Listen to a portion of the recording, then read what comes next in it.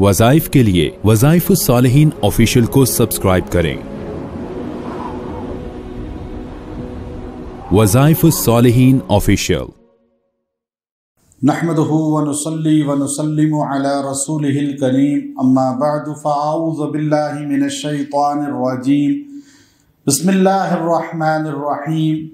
अल्लाहुल्लज़ी खलक़स समावाति वल अर्ज़ व अंज़ल मिनस समाइ माअ फ़अख़रज बिही मिनस समराति रिज़क़न लकुम व सख़्ख़र लकुमुल फ़ुल्क लितजरिय फ़िल बहरि बिअम्रिही व सख़्ख़र लकुमुल अन्हार व सख़्ख़र लकुमुश शम्स वल क़मर दाइबैन व सख़्ख़र लकुमुल लैल वन नहार। सदक़ल्लाहुल अज़ीम। ये आयत करीमा अल्लाह की मखलूक़ात की तस्ख़ीर के लिए हैं। यानी बाज़ लोग ये चाहते हैं कि हमें मुसख़्ख़र हो जाएं तमाम चीज़ें, तस्ख़ीर का अमल मिल जाए, यानी हर चीज़ हमें फ़ायदा पहुँचाए, हर मखलूक हमें फ़ायदा पहुँचाए और हमारे काम उलझे हुए रुके हुए जारी और सारी हो जाए। अल्लाह की कितनी मखलूक़ात हैं, गिनती तो किसी को नहीं पता, लेकिन कुरान पाक में सबसे जामे जो तस्ख़ीर की आयात हैं वो ये आयात करीमा है। इनमें अल्लाह रब्बुल इज़्ज़त ने तस्ख़ीरुल खलाइक़ का ज़िक्र किया और नाम ले लेकर एक इकट्ठा एक ही लफ्ज़ में सबको जमा नहीं किया, अलग अलग नाम लिए। अब तस्ख़ीर का मानी क्या है, किस तरह मुसख़्ख़र होती हैं चीज़ें, वो मैं इंशाअल्लाह आपको बताऊंगा कि ये इंसान के रुके हुए काम, हर काम को तकमील तक पहुंचा देती हैं ये चीज़ें। इन्हीं आयात में आगे पता चल जाएगा। पहले तो अल्लाह का इसमें आज़म इसमें आया शुरू में, अल्लाह का इसमें आज़म, अल्लाह का ज़ाती नाम है ये लफ्ज़ अल्लाह। कोई गॉड कहता है, भगवान भी कहते हैं, वो अपने अपने खुदा भी कहते हैं। अल्लाह के नाम हर मज़हब ने अपने रखे हुए हैं, लेकिन अल्लाह का नाम जो है अल इलाह, इलाह दो बार कहा तो अल्लाह बन गया। ला इलाहा, ला इलाहा।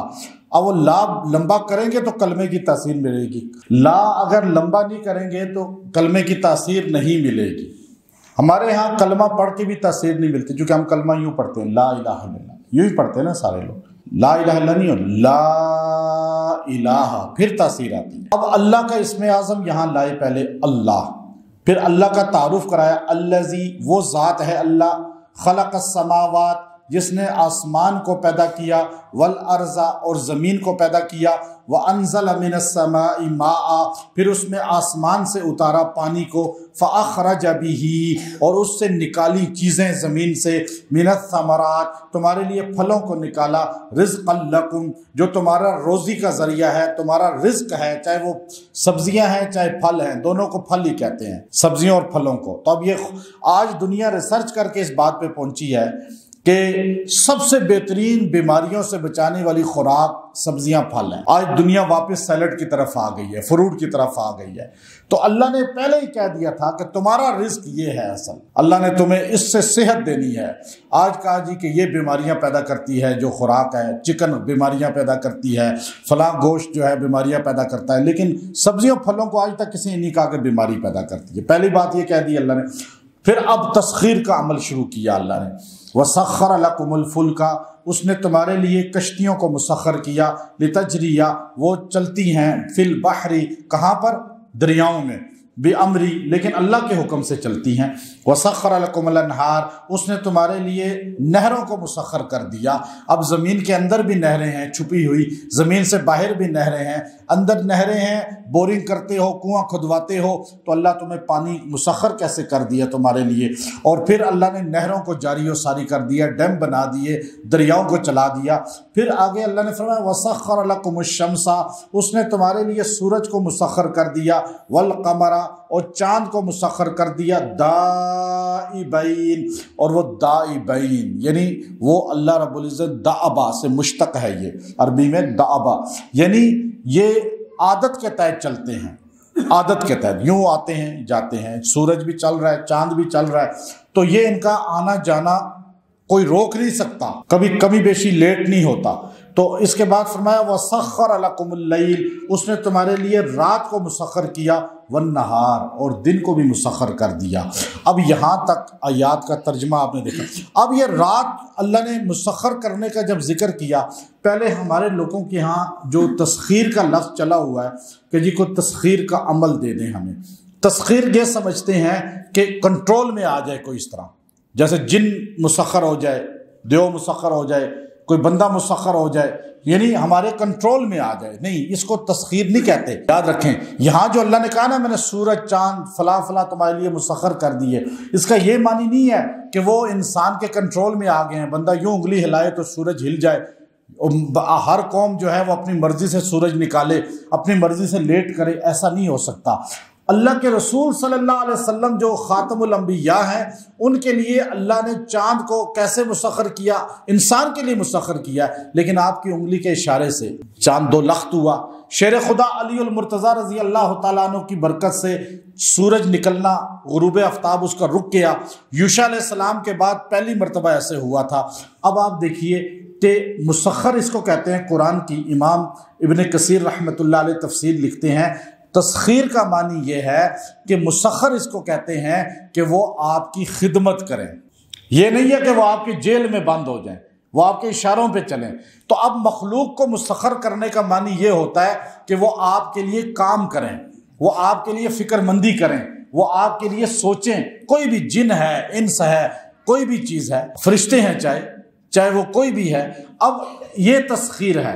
اللہ نے سورج کو ہمارے لیے مسخر کیا، وہ ہمارے لیے چلتا ہے۔ چاند کو ہمارے لیے مسخر کیا، وہ ہمارے لیے چلتا ہے۔ نہروں کو ہمارے لیے مسخر کیا۔ ان الدنیا خلقت لکم وانتم خلقتم للآخرہ، اللہ نے فرمایا میرے بندو، تم سارے کے سارے جو ہے دنیا تمہارے لیے پیدا کی گئی ہے اور تم میرے لیے پیدا کیے گئے ہو۔ یعنی ہم اللہ کے بن جائیں تو ساری کائنات ہمارے لیے مسخر ہے۔ یعنی اتباع سنت پہ، قرآن و سنت پہ چلنے والے کے لیے تسخیر کا عمل کارآمد ہوتا ہے، اور جو فسق و فجور میں مبتلا ہو اور کہے جی میں چلہ کاٹ لیتا ہوں، اس کو کوئی فائدہ نہیں ہوگا، وہ شیطان ہی اس کے لیے مسخر ہوگا، رحمانی چیزیں نہیں ہوں گی۔ اب یہ کیسے ہوگا؟ اس کے لیے یہ مختصر عمل دیکھیں۔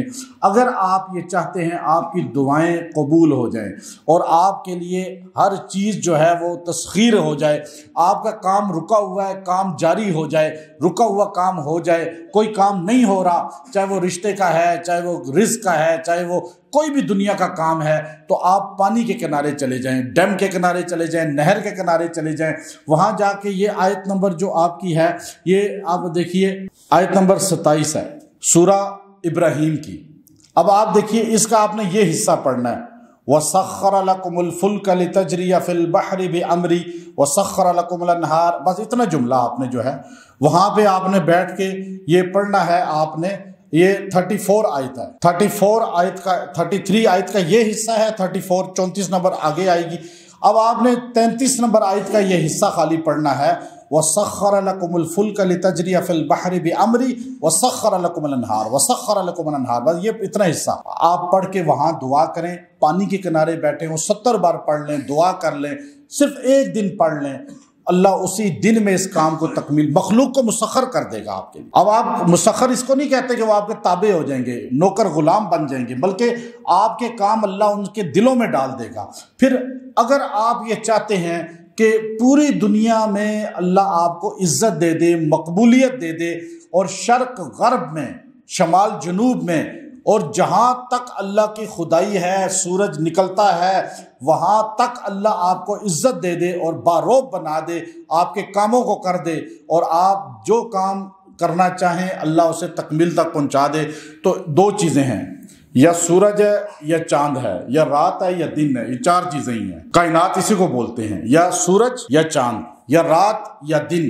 تو اب آپ نے رات کو یہ عمل کرنا ہے یا دن کو کرنا ہے، یا چاند کے سامنے کرنا ہے جب چاند ہو سامنے، یا سورج کے سامنے کھڑے ہو کے کرنا ہے، یا سورج کی موجودگی میں، لیکن جس کے سامنے بھی کرنا ہے اس کو دیکھنا ہے، سورج کو بھی دیکھنا ہے، سورج بے شک صبح طلوع کا ہو جس کو دیکھ سکیں، یا چاند کو دیکھ کر کرنا ہے، رات ہو یا دن ہو۔ اب آپ یہ عمل اس لمحے کر لیں، یہ اللہ آپ کے تابع کر دے گا۔ آپ کے وہ کام جو ہے وہ تنہائی کے ہیں یا جلوت کے ہیں، چاہے وہ کوئی بھی دنیا کا کام ہے، یہ مخلوق آپ کے انشاءاللہ مسخر ہو جائے گی۔ مسخر سے مراد پھر سمجھ لیں کہ وہ آپ کے کام کرنے میں مشغول ہو جائے گی۔ اب وہ کیا ہے؟ 4 ہے سورہ ابراہیم کی، وَسَخَّرَ لَكُمُ الشَّمْسَ وَالْقَمَرَ دَائِبَيْنِ وَسَخَّرَ لَكُمُ اللَّيْلَ وَالنَّهَارَ۔ اب یہ سورج چاند جو ہے تمہارے لیے حرکت کر رہے ہیں، مسخر ہو چکے ہیں، رات بھی مسخر ہو گئی، دن بھی مسخر ہو گیا۔ آپ اس کو 70 بار پڑھ کے ایک دن خالی یہ عمل کر لیں، جو مراد ہے اس کے لیے دعا کر لیں، انشاءاللہ اللہ اس کی برکت سے آپ کے کام کو مکمل تکمیل تک پہنچا دے گا۔ وآخر دعوانا ان الحمد للہ رب العالمین۔